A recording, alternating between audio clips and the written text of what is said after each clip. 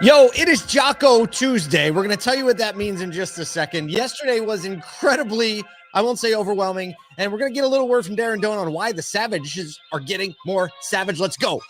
Everywhere I go, the people really want to know who I is and who I be. They stop and stare when they see me. If instead of once all right, there's too much to talk about to let that music roll so long. We're all fired up, as you can tell. It's Jocko Tuesday. Let me tell you what's up. You want to know what's good, Ben Hadley? I'm going to tell you what's good. Jocko Tuesday is because Jocko Willing, the guest who was on Joe Rogan, he was on Joe Rogan's podcast just a few weeks ago. You know, Jocko. I get to interview him today for that's nuts. This is, I mean, I haven't ever been this excited to have a guest. And so it's Jocko Tuesday. If you have some questions you want me to ask him, feel free to throw them in the chat and I'll see if I can get to him. I got him for 20 minutes. So we'll see where that goes. I'm just so excited. Yeah. So good. Shout out to Joe Chura for putting together Refuel. They gave us the opportunity to be there, to shake hands with him, and then make all that happen. And make my really pitch. Cool. Make my pitch. Cool. I get so nervous. I'm like, I'm about to ask this person that gets asked all the time, how do I come across as credible? And he looks at me. He's like, you got your stuff right now? Right? And I got my backpack. I was like, I'm ready to roll. And he looks around. He's like, oh, I can't leave this spot. I do it right now. But he gives me an email of a guy on his team to email. I was like, now, when I email him, should I tell him that you told me to email him? He's like, yes, because I know how that goes. Just email this person, and then you kind of get lost in, the gatekeepers do their job well. And then, but here we are. It's happening today. So enough of that. You'll be seeing that come out. We'll have probably a little clip on the show, and we'll let you know how to see that when it's time. Also yesterday, 75th episode for the Automotive Troublemaker, kind of a little bit of a milestone. Absolutely crazy. Like, we just fly in 5 days a week, and just kind of a shout out. Thanks for the people that have been with us along the journey, but little bitty milestone came across. Just the beginning. We're going to be at 750 before you know it. Wow. We are going to be at 750 before you know it. So we're going to start today, or continue today, with a post from Darren Doane. He's like one of the troublemakers troublemaker, we'll call Darren. His post says 2022 has started, and it's clear who's out of the gate guns blazing and who's just decided to call in sick. This year will end a lot of people's careers. The government, illness, and fear have done what it's going to do. The savages got more savage, and the prey have rolled over. I've never witnessed this kind of energy in all my years of business. This is wild. Dang. Like, he came strong with that end. My favorite part was just, I've never witnessed this kind of energy in all my years of business. This is wild. And you and I, we're experiencing that. Like, this is coming from someone who has recorded music videos and top tier commercials and traveled. I mean, this is a wild man. Let's just be honest. Darren Doane is a wild man. Yeah. And we're 11 days into the year, and he's saying it's coming at us like flying, like rapid fire. Let's go. I'm thinking back now, the last week of the year, and we're like, everything's just, year in review. Where's the news?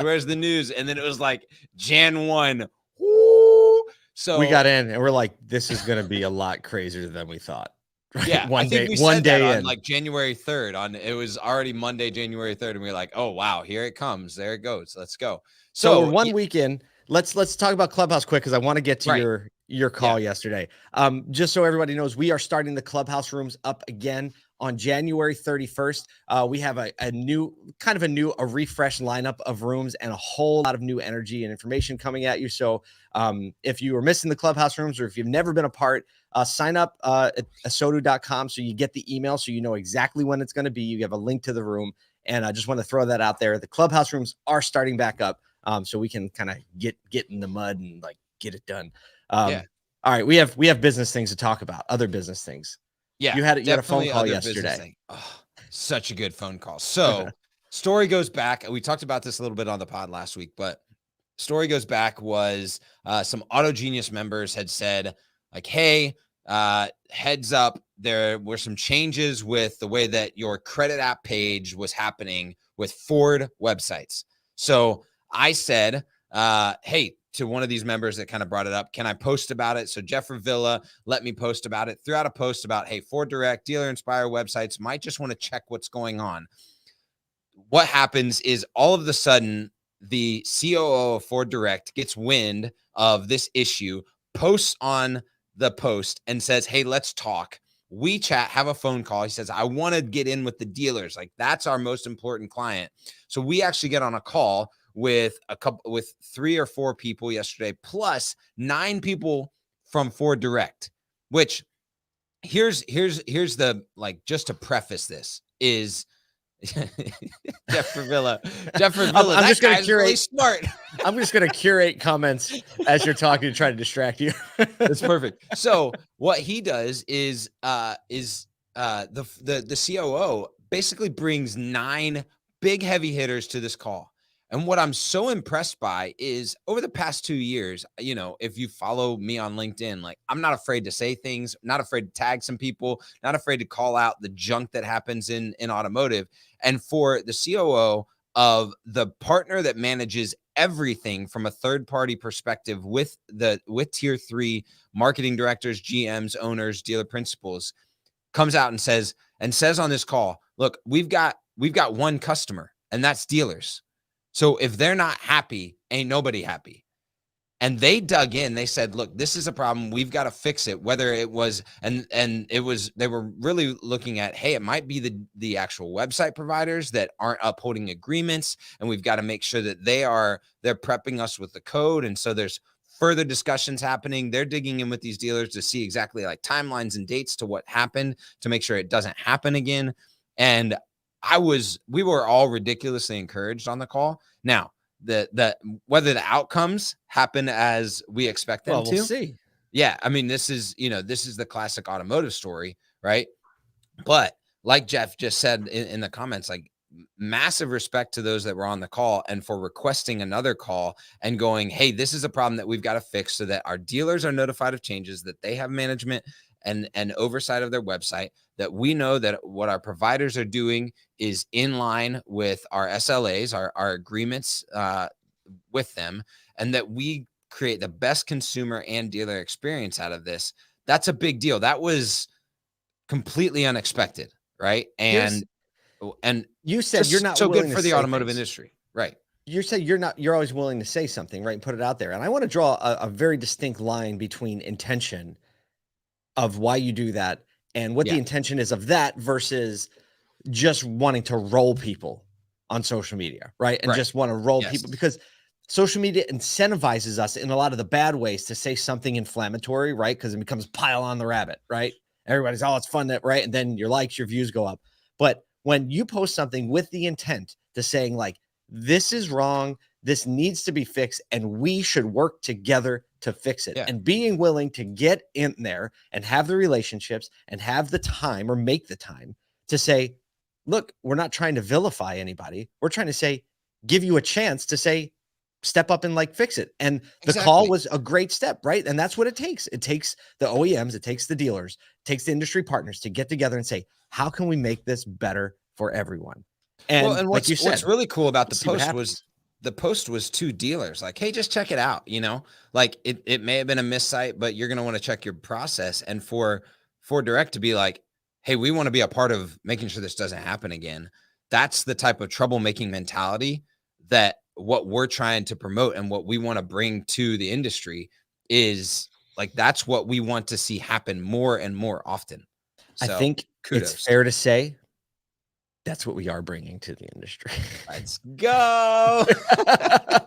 It literally just happened yesterday. So good. We need more of you that are watching and listening. We need more of you to get involved in this same spirit, in the same mentality, to say, how can we draw a bigger circle? We need to draw a massive circle around everyone in this industry, not us versus them, not them versus us, right? We need everybody involved so we can have these types of conversations, not so that, we can make ourselves look better, but so we can actually fix things and move. And time will tell, right? History will always let us know if we did it well or if we didn't do it well. And Ford Direct, I think right now has a massive opportunity to extend an olive branch and build some real trust and build some real synergy that, guess what? We can make it better for the consumer and they can buy more cars and enjoy it more. And we can fend off all the barbarians at the gate, not only fend them off, but we can go on the offensive. And it starts with a phone call like that. So Kyle, we are doing it. Let's go. Not what you want to do. You did it yesterday. All right, let's move on. Let's see. We got 2 more things to cover. We want to get the Steve Greenfield's 2022 predictions because some of them are fantastic, and I can't wait to talk about them. But first, we're gonna get a little. Did I do that? All right. Whenever I trigger that, it means Kyle's about to say something that some of us, including me, won't fully understand. So I'll help to be the translator. Go. There we go. So yeah. So if you know, like Paul and I work with some dealers and just helping them with their marketing and training up that persona from with Contagious, and we get to see into some Google Analytics accounts, and we noticed that just a few days ago, any of our clients with CarNow dramatically changed the actual events that we're firing, which the tell was all of the goals in Google Analytics. So the conversion goals that were set up around CarNow basically went to 0 over a 4-day timeline, which means there was probably a rollout across the dealers. And so these event fields, the categories and actions actually changed, making the goals shift. Now, the reason why we want to bring this up is one, because we've kind of like been already talking with CarNow to make sure that they can support the dealers in shifting this and making sure and getting the right goals to Google ads and getting the right goals so that they can measure, what's going on from an acquisition perspective. But also just to, if you are a CarNow customer and you've got your goals set up, good idea to get with your agency, get with your marketing director, and just go and make sure and dive in and see if your goals are still set up the way that you want them to, so you can track your month in January, get things to ads, get the right conversion sets set up so that you're dialed in heading into Q1. You would hate to miss more than a few days on goals and events with CarNow. There you go. I like that. We got to cut that out and actually push that out because it's like a public service announcement. It's a little PSA. PSA, CarNow relationship. Shout out to Tim Cox doing great things for the industry. And here's the thing. I really actually like the new event setup. It's much more granular and allows dealers to really dive into what's happening from like each step. So kudos to CarNow. I just got to get it ready for all those dealers out there. Speaking of getting things ready for the future. Stop. Segue. Time. Yeah, to get a Brian Ortega take there. I had to do one. Thank you, Brian Ortega, again for make the winning submission to the segue song and energy. All right, Steve Greenfield released his 2022 predictions, and we certainly don't have time to go through all of them. I'll peruse them, Kyle, and you can just stop me and if you want to. So prediction 1, Lithia becomes largest dealership in the U.S., changes name to driveway.com. Absolutely happening without a doubt. They put driveway.com on Amazon boxes. It's coming. I'm surprised that more people don't understand driveway.com. I was talking to some people who in the industry who were with large publics who are like, we're like, oh, is that really the best platform? Like, oh my gosh, yes. Yeah. Yes, they're killing it. They're leaning in. They understand it. So Steve, we're gonna double down on that prediction. Prediction 2, year of the connected car. This will be the year when we see evidence of true value being delivered by the connected car. Hey, with everything coming off the line with a 5G chip, right? If you have kids, you understand the value of having a connected car, and not just for internet access, but subscription services, turning things on and on. You know what? It's so cold today. It's like -1 outside. I might actually just suck it up and buy the stupid Kia subscription so I can start my car from my office. All right, we only have another minute. We'll do 2 more. I'm going to thumbs up that one. Thumbs up it. All right, thumbs up from Kyle. Prediction 3, widespread commercial autonomy on the street. Commercial vehicles and off-road equipment, not passenger vehicles, are the logical starting point for implementing higher levels of autonomy. I think a lot of this is already going on in farm equipment. He's saying thumbs down for 2022. I think it's 2023.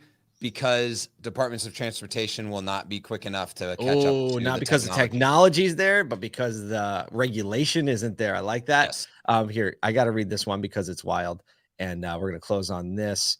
Where is it at? Dealers awarded points, like a store point, for vertical takeoff and landing, or a VTOL. First I've heard that. For a vertical takeoff and landing vehicle, 2021 saw tremendous interest and momentum for EV VTOL vehicles, SPAC-fueled IPOs in several companies. Honda, Toyota, and Hyundai all announced that. So on the ground infrastructure, vertipoints, and chargers. He's saying thumbs up, because his bet is that automakers lean on their existing dealer networks as their distribution channel. Kyle gives a thumbs up. Why? Because dealers, OEMs love remodels to happen because it forces dealers to pay in and get online with brands. So they will incentivize remodels or rebuilds with VTOL. Listen, I have no idea how we got to this point because I haven't seen a single one. I haven't heard a single thing, but I mentioned to my wife, I'm like, hey, did you know, there's so many things, like you need a license to fly a drone commercially. They're going to have to be autonomous. Like they're not putting a flying aircraft in the hands of the person, right? Because let's be honest, the people who are the first ones to do that are probably the ones you don't want in the air. It could be taxi driver style, right? It could be taxi driver style, which is what some people have raised as an option. Guess I've seen a lot of the concepts I have seen at this point only have 2 seats. Oh, really? Yeah. Right, small footprint. I mean, how small it could actually be and fly is pretty remarkable, but which is even more terrifying.